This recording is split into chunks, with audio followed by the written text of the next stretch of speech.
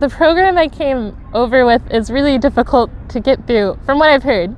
And the first time I didn't make it, and the second time I technically didn't make it, but I came over as an alternate.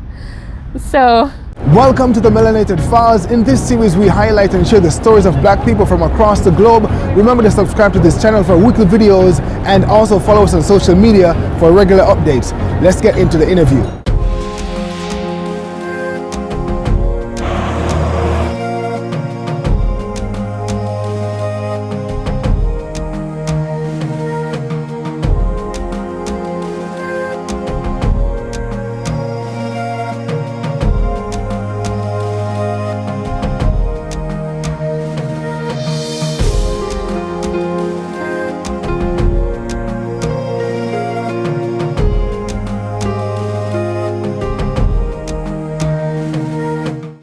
I'm Kristen and I'm from the US.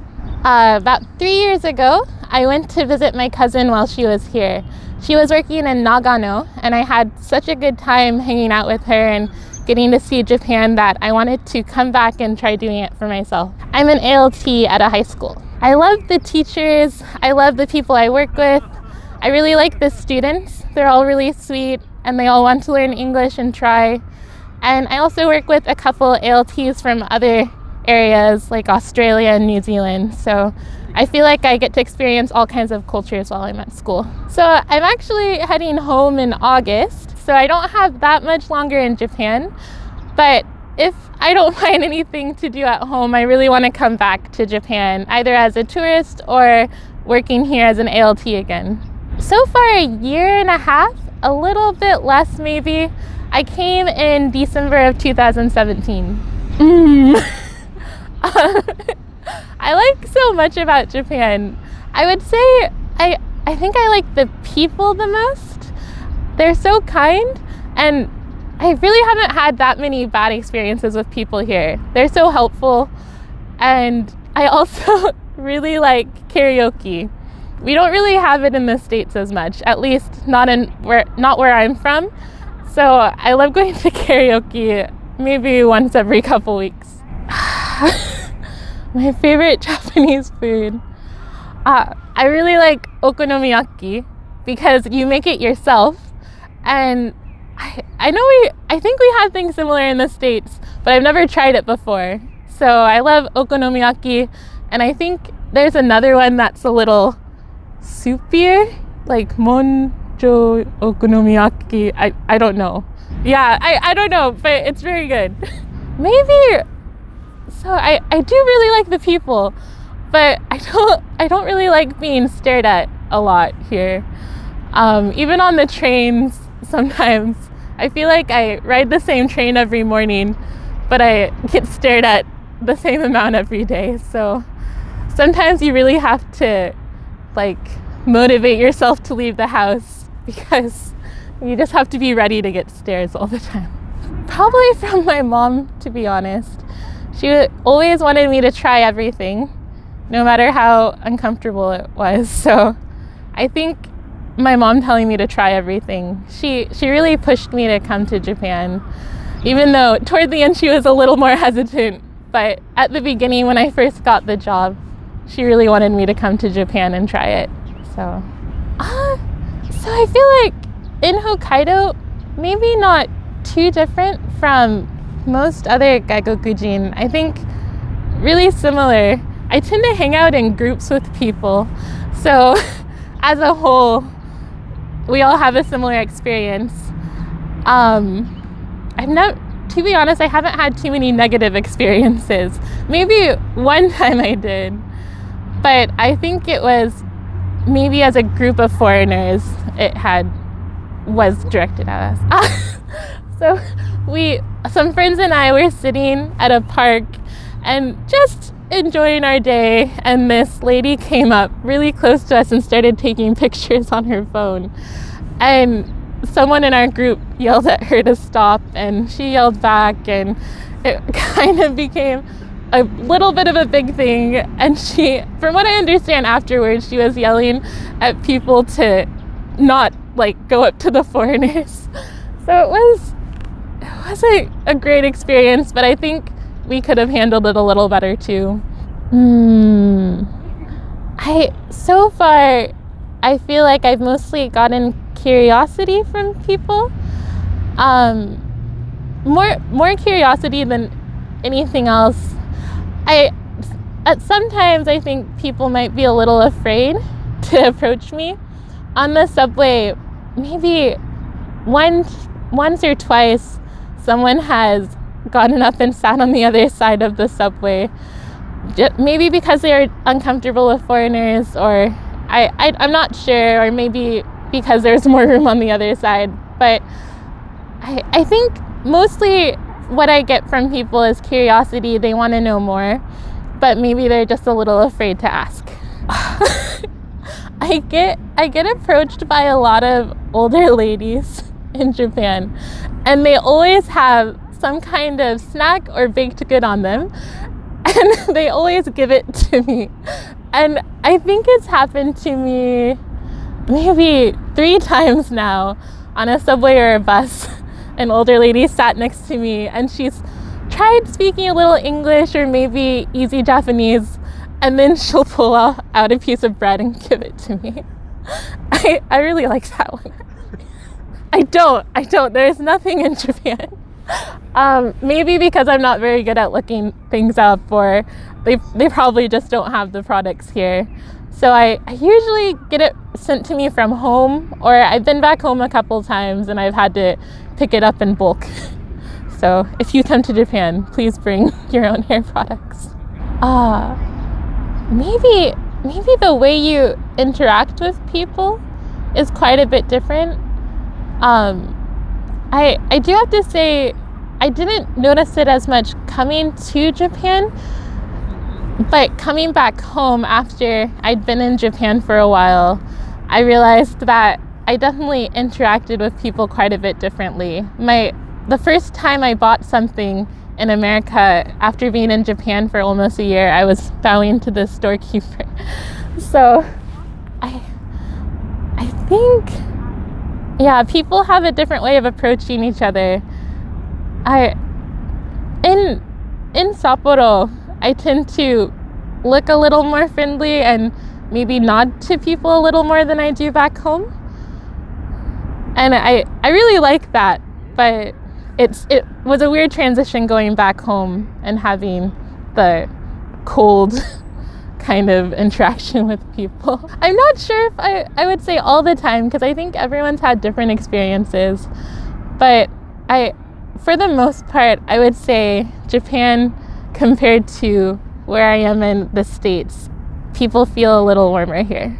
I think I would want people to think about others more. Maybe be kinder to each other. If you could change that, I would. So to be honest, my mom, she died last November, so I would really like to have dinner with her again if I had to choose someone. I was a little on the fence before about coming back or going back to America, but when my mom died last year, I think I need to spend a little time with my family now for a couple years, and then kind of make a decision after that whether I want to come back or not. I think Japan's a pretty good distraction from like what happens at home, which in some ways is a good thing and in some ways it's a bad thing. I feel a little disconnected right now from what's going on at home. So I think when I go back home, it'll be a little better for a couple reasons. So maybe coming to Japan, so the program I came over with is really difficult to get through from what I've heard. And the first time I didn't make it, and the second time I technically didn't make it, but I came over as an alternate. So I think coming to Japan may be my proudest accomplishment. So I would just say keep trying. And also I did look at other programs too, and they're all really similar. If you want to stick with the JET program to come over, I think be patient, because the first time, because I'd read so much about how difficult it was to get in. I didn't really expect to get in. The second time, I was a little more hopeful. Once you get an interview, usually your chances of getting in are quite a bit higher from what I've heard. And when they told me I was an alternate, while I was kind of disappointed, the chance of you getting chosen to come to Japan as an alternate is also a little higher, or quite a bit higher. So just keep trying. I remember being pushed in a stroller when I was really young. And I also remember when I was, I don't know how old I was, maybe 2 or 3, and I was on a ride with my mom and my aunt, and I was squeezed between them, and we were like going around in circles, and I remember that. But maybe that's my oldest memories. So last year I took a trip to Aomori, which I think is the most north prefecture on Honshu, and there's this really cool mountain called Osorezan, and it's really, really creepy. And I personally really like creepy and things that have to do with horror, especially Japanese horror. And apparently this is, on the top of this mountain is a temple that's supposed to lead to the afterlife. And there's all these mounds of rocks with pinwheels coming out of them. And each mound represents a child that died, which is really sad, but also really cool, I think, because it's really, really creepy. It's also really beautiful. And yeah, I would recommend going there. I also just recommend looking up like places to visit that are creepy in Japan. I think it would be really fun. They do a lot of things well, so it's hard to pick one. I mean, the way they keep their culture and keep their historical landmarks so well maintained, I think is quite good. They're really proud of their heritage as well, and it really shows. A lot of their traditions here are traditions that have been around for so long, and they have a lot of opportunities for foreigners to go try them. And I think that's one thing that I really like about touring Japan. Not standing by mistakes you make, but putting in the effort to fix the mistakes you make is a lesson that I learned not just in Japan, but also in like earlier in college and back in America. When I was young, oftentimes my parents would like fix things that I messed up. But as I've like grown older, I've definitely made mistakes, maybe in things that I've said to people, or even just like honest mistakes that I made at work, and just owning up to them and taking on the responsibility of fixing them. That's maybe one of the biggest lessons I've learned. I don't know if it's the biggest one, but it is a big one. So everything I knew about Japan, or a lot of things I knew about Japan, was through like anime and dramas, so things that were very, very much exaggerated. And while they definitely took away from like pieces of real life, I feel like Japanese high school isn't quite as romanticized as it is in anime. And things just like, everything in anime exaggerates things like 10 times more than what it's like in actual Japan. So that, it wasn't a disappointment. I kind of expected it to happen, but it's hard to live your best anime life in Japan sometimes. The biggest risk I've taken, I think I've always been nervous to travel alone. And last year when I went to Aomori, it was a traveling alone trip that I had kind of been planning for a few months. And I would say that's the biggest risk I've taken. I don't take that many big risks, so I feel like people mainly come for Kyoto and Tokyo and like the big city, Osaka, the big cities in Japan. But there's so many small towns with like really small tourist attractions, but I think those places are almost more interesting than going to Tokyo.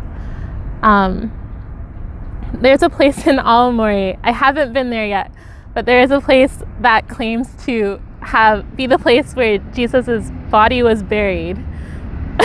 And they had this whole story that was fabricated about him not actually dying and traveling to Japan and starting a family and living his life in Aomori and being buried there. And I really want to go there. I think those kind of places are really interesting and fun to visit. I don't really use social media that often. I do have a Facebook, but I have an art website that I use on Instagram, and I have a DeviantArt still. Kind of embarrassed to admit that. So you can find me on those platforms. Casey is my nickname, KCIE.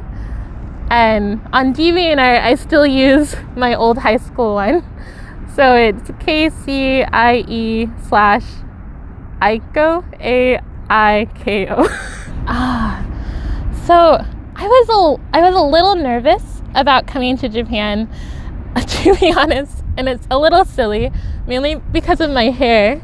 And I'd read things about people who wanted to touch it all the time. Don't worry about that. So far, I have not experienced that here. But definitely bring a lot of hair products with you to Japan if you use them. Also, there's not many people here who can do your hair. I found one hairstylist who was willing to cut my hair, and she did it in a kind of funny way. So, I think I'll go back eventually, but maybe straighten my hair first. But I think my biggest concern in Japan is just my hair. I don't really share it as much on social media as I should, but I want to become an illustrator eventually. So I think I draw pretty well. So I will start putting more illustrations on my Instagram. So if you want to see it, please come to my Instagram page. Come to Japan and come to Sapporo specifically.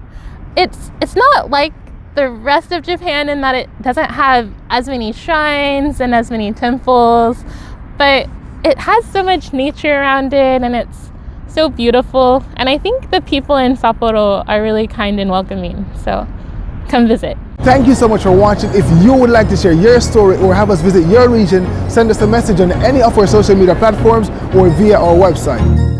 That's good.